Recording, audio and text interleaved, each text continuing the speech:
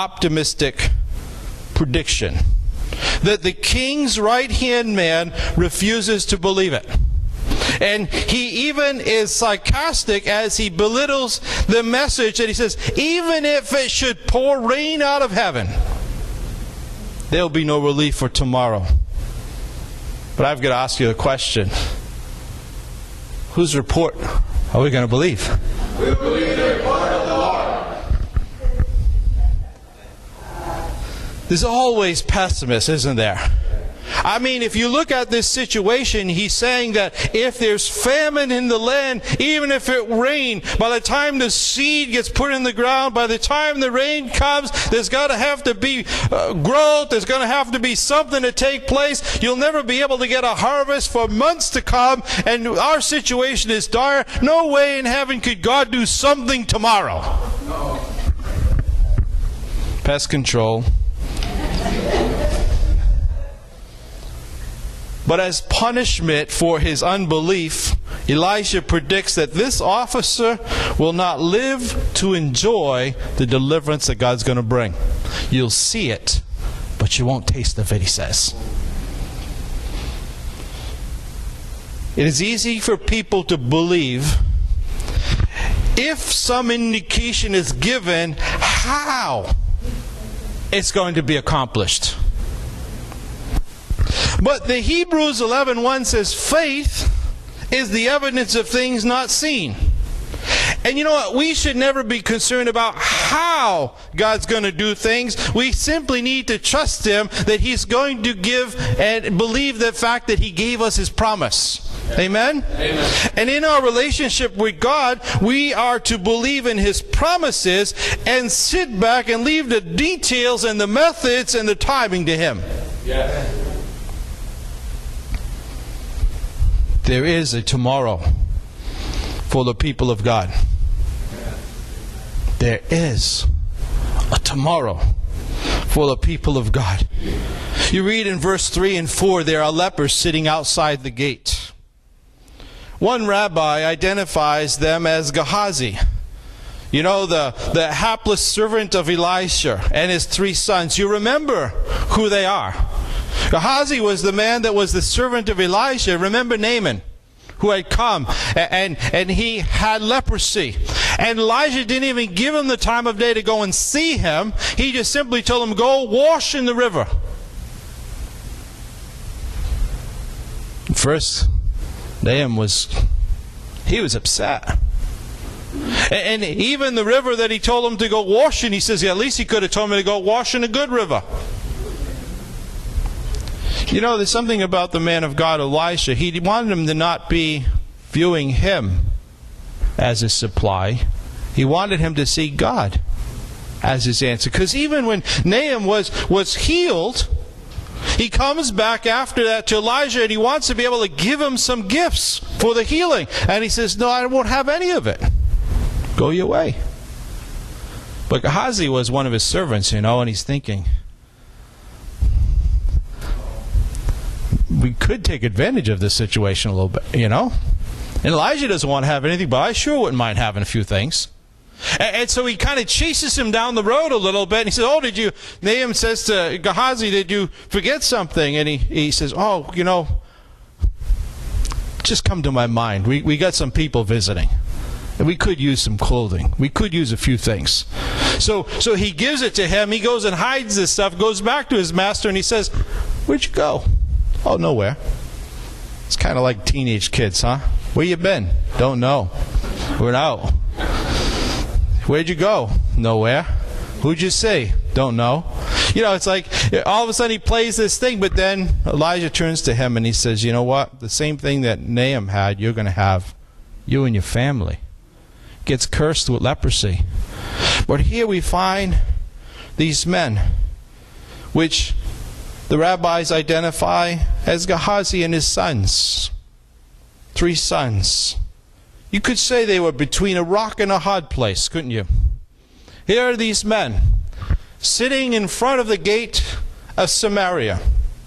Inside Samaria, people are starving. Outside Samaria is a Syrian army. And here they are. Let me say something, though. When God prophesies of blessing, God doesn't simply make that blessing happen.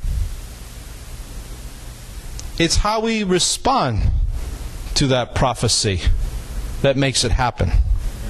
These leprous men are sitting there, and they ask a good question for leprous men sitting in between a rock and a hard place. They say, "Why are we sitting here until we die?" Good question. You know, I think we do need a spiritual recognition, don't we? They say this: if we say we will enter the city, the famine is in the city, and we will die. And if we sit here, we will die. And if we go and surrender to the army of the Syrians, they could keep us alive, and if they do, we'll live. If they kill us, we shall only die.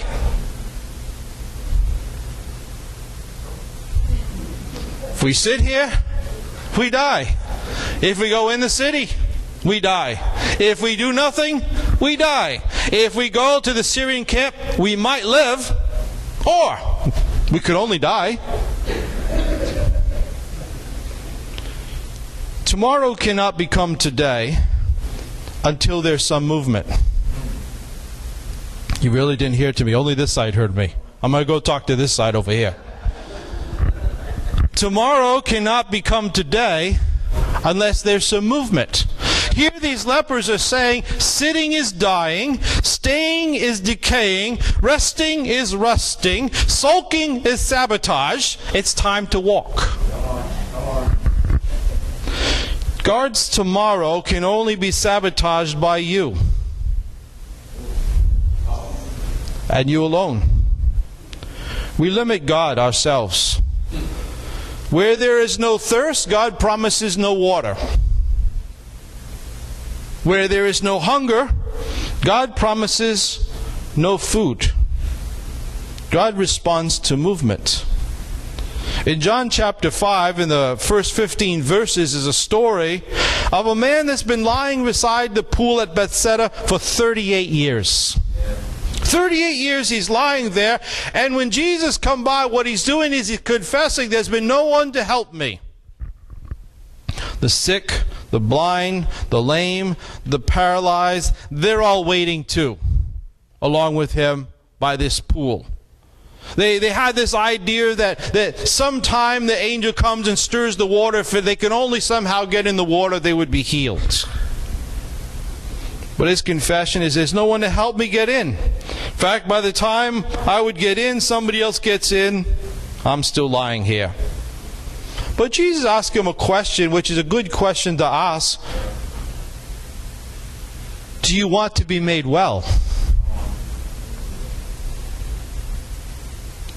For God to work in our lives, we need to have a want to. Do you want to be well?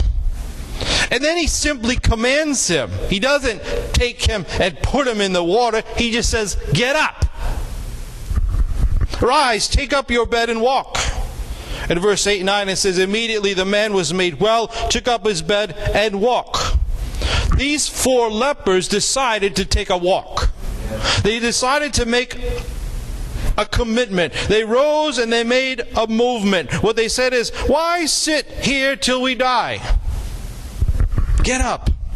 Move out. They did not blame Samaria for their problem. And they didn't blame Syria for their situation either.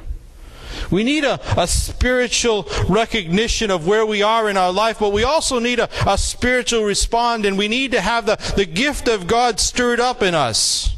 And they rose up at twilight to go to the camp of the Syrians. Now, no one gets up at twilight to go and do this. If somebody's going to go to war, they're going to wait till at least the sun comes up, and then they're going to go. But nobody told them they're not able to do this. So in the midst of twilight, they get up and they go to the Syrian camp. While others were starving, they got up. While others were sleeping, they got up. We need to make some movement of faith in our life.